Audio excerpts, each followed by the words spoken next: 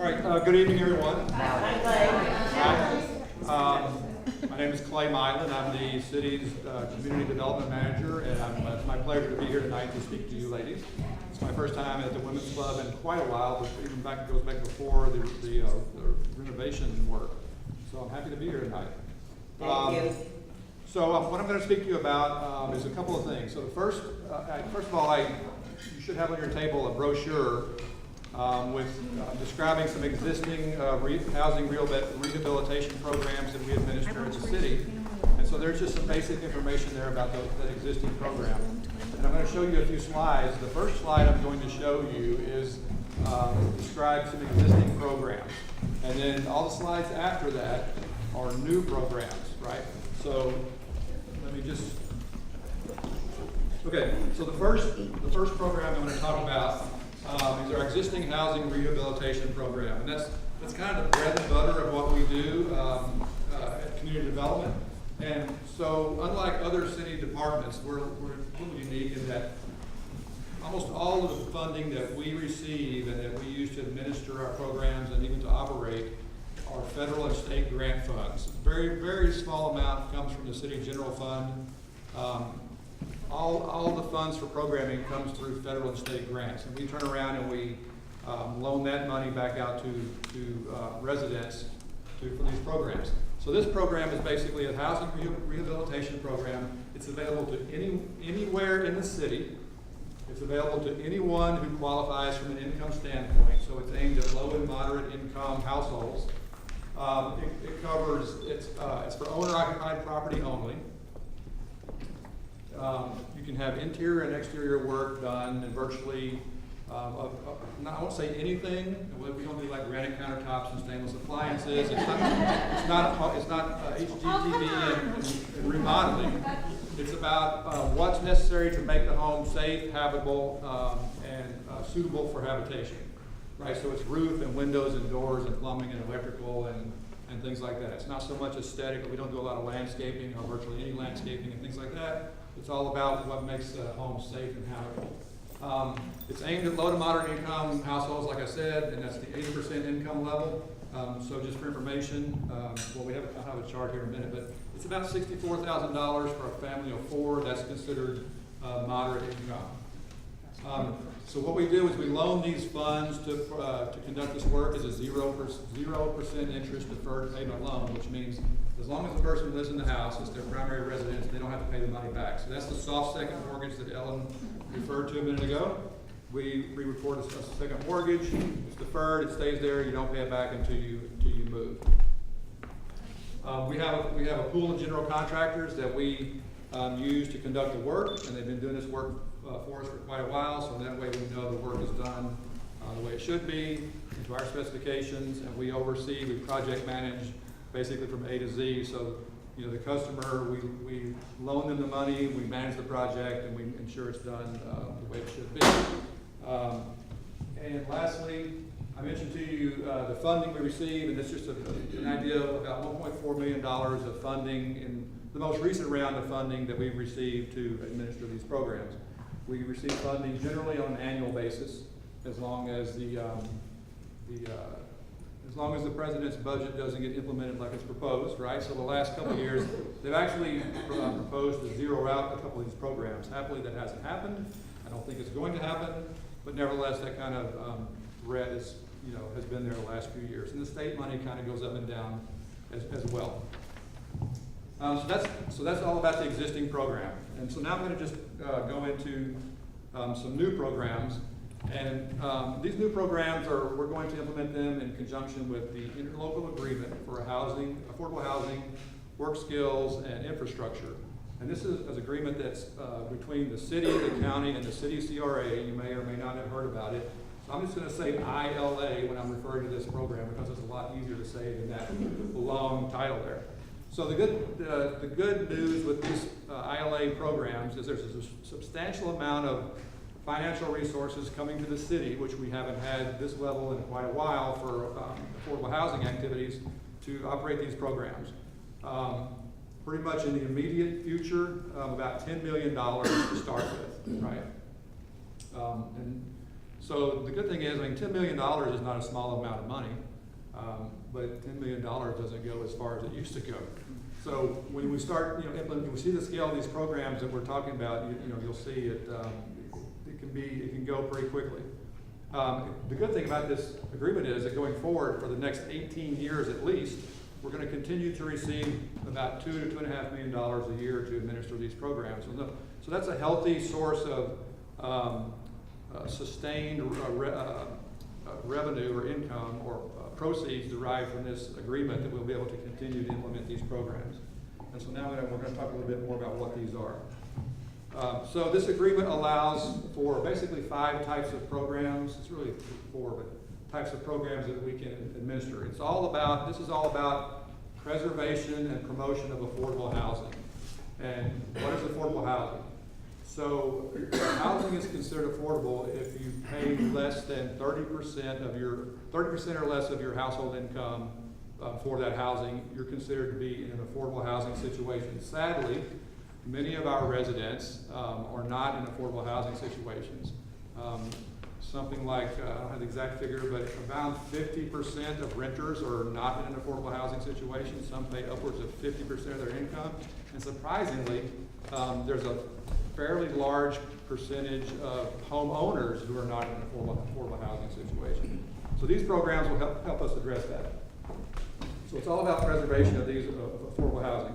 So it's also geared at enhancing and improving the appearance and the condition of our existing housing stock. Hollywood has old housing stock, right? I don't have to tell you that, especially in the lakes. That's a historic area. It's some of the oldest housing stock. So, but that's common throughout the city. I think the median age of our housing in Hollywood is something like 40 years, which is pretty old. And so with that comes a need for repairs and maintenance and things like that. So these programs are going to be geared towards those types of improving our existing housing stock, as well as enabling people to, first-time buyers to get into a home. That's the main kind of other program. There's also, I skipped over that slide, but there's also, we can use a percentage of these funds to do infrastructure, which is sidewalks and curbs and streets and maybe street lights and things like that. 15% of these funds. So what you see here in this map, and it's kind of small, but if you look at the green hatched areas, those are the areas where we can administer these programs. So unlike our existing programs, which we can do anywhere in the city, depending on the person's household's income, these programs are geared towards certain, these are the LMI areas of the city, or the areas with a high poverty rate. It's about half the city. It's not all the city, but it's about half the city. It touches on every commission district in one form or another. And so in a large part of the city, we can administer these programs. Just the very western part of what's considered the lakes, not the heart of the lakes, but the area, I think it's west of about 17th Ave. 17th. Right, about 17th Ave, right. Going west from there, right. We can administer these programs. Remember, I mentioned in the beginning that our existing programs are geared towards 80% household income, and I'll show you how these programs are going to differ with different income levels. So what's already happened is a couple of weeks ago, the City Commission approved the first round of policies that we proposed to implement the initial phase of these programs. And those basically have to do with additional housing rehabilitation programs and a first-time buyer purchase assistance program. And so the difference in what we had and what we were going to have under the ILA is we can also do rental with the ILA program. So just a quick summary of what those programs are. So the owner-occupied version of the ILA housing rehab program will be focused on exterior components only, right? So it's more geared toward appearance, but it still includes those components like roof and windows and doors. But it also includes, we can do more landscaping, we can do driveways and sidewalks and fences and things like that that will help improve the appearance of the property as well as its functionality and its safety and things like that. It's going to be limited to Well, first, before I talk about the limit, so the other thing about this program, whereas the other program is geared towards 80% income households, we can go up to 120% of area median income with this program. So more people will be able to, will be eligible for this program from an income standpoint. What's that, about 90,000? It's just under 100,000 for a family of four. I have a table I'll show you here in just a second. And the other difference with this program is, like I said, it's exterior. You can get up to $40,000 to do these improvements. And unlike the other program, it's a loan, it's a soft second mortgage that you have to pay back eventually in one day, or if you move. With this program, it's a conditional grant, which means if you satisfy the conditions of the program, which basically means you stay in the house for 10 years, there's a deed restriction that goes along with this. After that affordability period, then the debt goes away. Right, so it's true free money in that sense. Does the deed restriction go away? The deed as well? restriction goes away as Okay. well. Yeah. But then the 10 year, what, After the 10 years? After the 10 years, right, Okay. so. Like, the yeah. first program you talked about, this people can also use that to make their homes handicap accessible, correct? 'Cause Yes, they can. there are a lot of our seniors that would prefer to age in place, but they may not know that money is available to make their home handicap accessible, you know, which could be. Yeah, we can do those types of different than staying in a improvements, home and ownership. we do some of those ramps, wheelchair ramps and widened doorways and accessible bathing facilities and things like that. We do those under that program, yes. So, so the next phase of the owner-occupied part, there's two components, which first is the rehab and the second is the purchase assistance. So we do not, this is good because we do not currently offer a purchase assistance program, and we get a lot of calls for purchase assistance. People need purchase assistance to get into a home. So these are for first-time buyers, and it includes more than just your typical first-time buyer. It includes also, typically, if you haven't owned a house in 3 years, you're a first-time buyer. This also includes like single parents who've never owned a house in their own name, or people who are moving from a house on wheels, like a mobile home, to or a pre-fab home into permanent housing, and also includes those as first-time buyers. The house must meet quality standards, of course, and we don't want any unpermitted improvements. So with this program, the participant can receive up to $50,000 of purchase assistance. So that's covered down payment, closing costs, and things like that, even buy down the mortgage.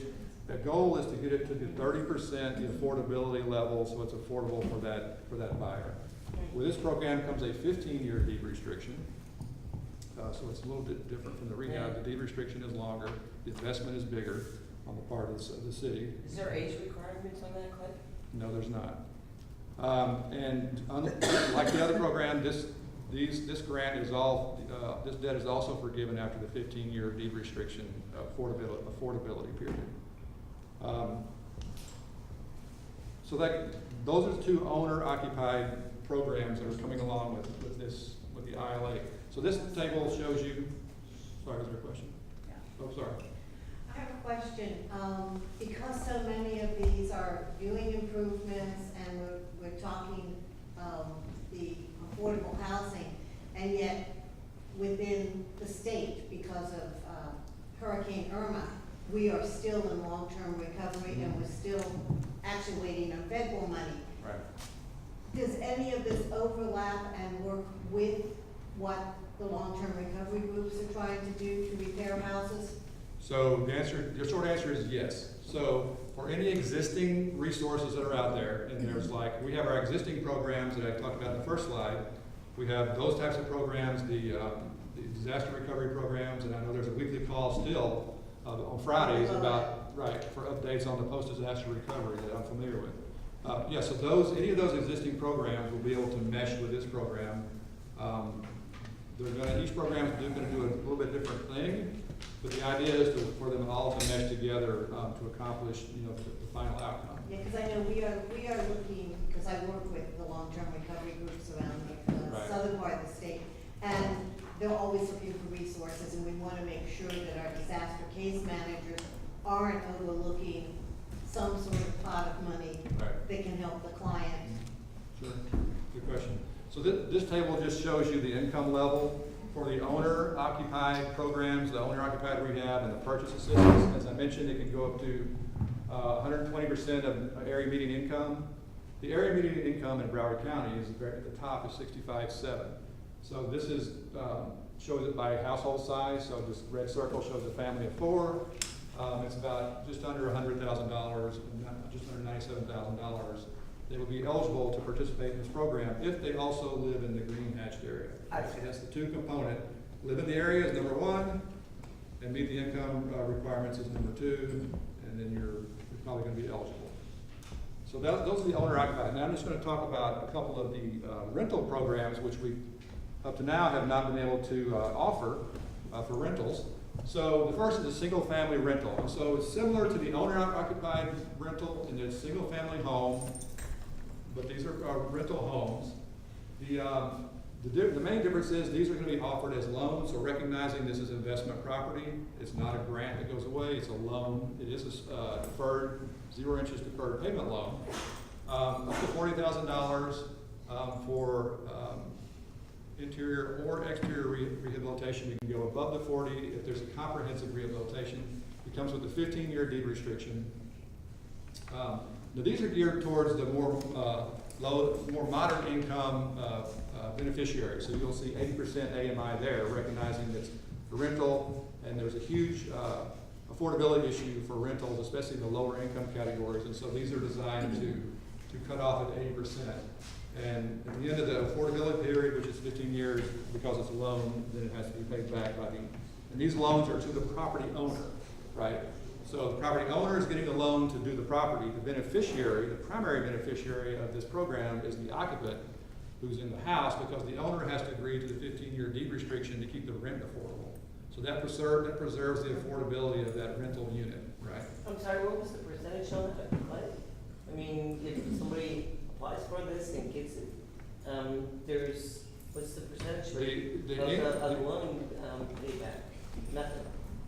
No, it's, you pay back at the end of 15 years, then the loan is due. Oh. Right, as a rental. That's unlike the owner occupied. Question. So the multifamily, yes, So this means that the owner would need to restrict the amount of rent that they can pay? yeah, and I'll show you, I have a table I'm gonna show you, that's exactly right. So the owner's gonna restrict, they're only gonna rent, they'll only be able to rent to folks earning 80% or less of AMI, and they'll only be able to charge rents geared toward 80% or less of AMI, and I'll show you what those are on the next slide. Multifamily is similar, except that we're talking about multifamily rentals, not single family, and multifamily small scale from 2 to 4 units. Right now, we're not talking about like 20 unit or 40 unit buildings. We're starting at least at the beginning with small scale. Otherwise, it operates virtually the same as a single family rental. The amount, the deed restriction, the rent and income limits, and like that. And so those are just a couple of examples in the photo of some small scale rentals. So this slide, you'll see the income and rent limits. You have a better idea of the household who's going to be benefiting from this program. So a family of 4 can earn $64,650 as far as on the income side, and that family of 4 might need a 3-bedroom unit, right? So you'll see the 3-bedroom unit is a little over $1,600 would be the limit to the rent that the property owner can charge in that situation. Right. So, just a quick question. Sure. So you have to, it just seems like an administrative nightmare to keep track of who's owning the house, because there are so many flippers out there. How do you weed that out? That's a good question. I guess because we're accustomed to doing that, we're accustomed to dealing with administrative nightmares. So we're working with, I love our colleagues at HUD because that's where we get our funds. So I will never speak poorly of our colleagues at HUD. But along with those funds, which are different from these funds, but along with those funds go lots of strings and lots of reporting requirements and spending requirements and all kind of regulations that we have to abide by. So we're accustomed to doing that. So with this program, it's actually going to be much easier in those respects because there's not the regulatory issues that go along with our state and federal funds. The regulations dealing with these programs, basically, we are creating. So with the exception of the income thresholds and the green hatched area, that's kind of the main regulations with this. The other regulations are all we're creating, and we're trying to create as few of them as possible. To make it, we don't want to place obstacles on people being able to participate in this program. We want to be able to have as few of those as possible, and we also want to make it as easy for us or whoever our administrator is Process. to do the process. Okay, so that's the income and rent limits. I'm going to move along here because I know we have another speaker. So the way we're going to implement these is our strategy is a dual strategy. And so we want to find some concentrated areas we call demonstration blocks, so we can hit an area, a concentrated area, and hopefully get a lot of participation from the property owners and occupants of that area, like that block, and get them to participate to show a big wow factor, before and after.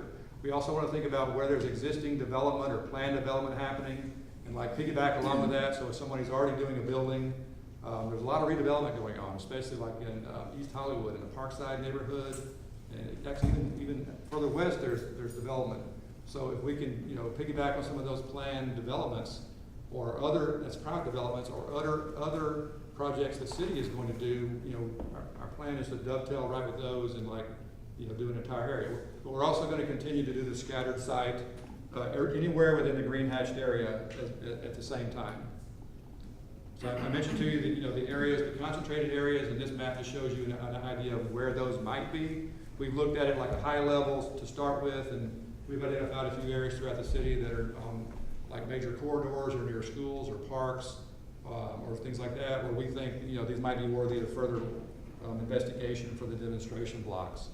So the other thing is, the big thing with this program is, we do not have the capacity to carry it out. We just simply, we mean the Community Development Division. We have a staff of 8. And we also have to continue to administer our federal and state programs. So our plan, which we've presented to the City Commission and others, is we need to enhance our programmatic capacity, right? We need to bring on additional capacity to administer these programs. And that doesn't mean necessarily go out and hire a lot of staff, right? That's not my plan, at least at the beginning. We have existing relationships with nonprofit entities and other organizations that administer some of our existing programs and assist with that. So our plan is to enhance those relationships and to build new relationships. We're already meeting have already met with members of the nonprofit community to discuss their opportunities to participate as administrators, so they can bring the administrative capacity as well as we need more contractors, we need more inspectors, and all those kind of things to help us administer these programs. So that's kind of I'll show you here a timetable kind of in the phase we're heading into, is to increase that administrative capacity. So this agreement was executed in October. We had our first public meeting about it in early December, where we already had a range of programs proposed. Last month, the City Commission approved the first round of policies for those programs. So it's moving along at a fairly decent pace. We're pretty much on this schedule, and we're trying to stay on this schedule so that by the May-June timeframe, the plan is to be able to have all the programs in full operation, so we can say, if you're interested in any of these programs, call us. We're ready to take your application to be able to provide that assistance. So we're trying to move along just as quickly as we can, given all the things that have to do, and we have to design a lot of this from scratch. So I'm out like tonight. This is my I think a third meeting in a few nights. Talking to folks, and so people can know what's there and about these programs, because we're going to be coming back to your neighborhood civic associations. I'm sure many of you are members of your civic associations. We're going to be coming back to you and asking for your input from the association level on some of these demonstration blocks. Tell us you're familiar with your neighborhood. Help us identify the appropriate block in your neighborhood to do a demonstration block. So we're going to be asking for your input in that respect. Is code enforcement involved in all that too? So it's really good because a couple of months ago we moved to a new location at City Hall. We're now in the old library building on the southeast quadrant of City Hall, and we're next door neighbors with code compliance, right? So we always work fairly close with them anyway, but now we have the opportunity to work even closer with them because we're right next door.